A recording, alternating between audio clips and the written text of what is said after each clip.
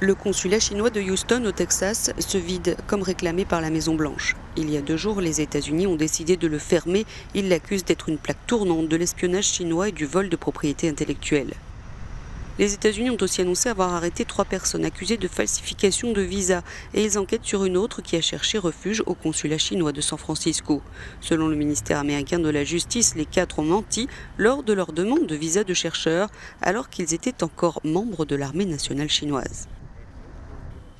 Dans un discours en Californie, Mike Pompeo, secrétaire d'État, a défendu cette décision.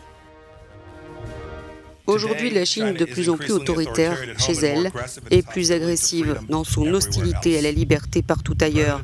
Et le président Trump a dit assez. L'Amérique ne peut plus ignorer les différences fondamentales, politiques et idéologiques entre nos pays, tout comme le Parti communiste chinois ne les a jamais ignorées. Au consulat chinois de Houston, le ménage a été fait. La télévision américaine locale a diffusé ces images de papier incendié mardi dans des poubelles, puis éteints. L'escalade des tensions dans les relations sino-américaines a des relents de guerre froide américano-soviétique. En représailles, la Chine vient d'annoncer qu'elle ordonnait la fermeture du consulat américain de Chengdu, grande ville du sud-ouest du pays. Cette décision constitue une réponse légitime et nécessaire aux mesures déraisonnables des États-Unis, explique Pékin.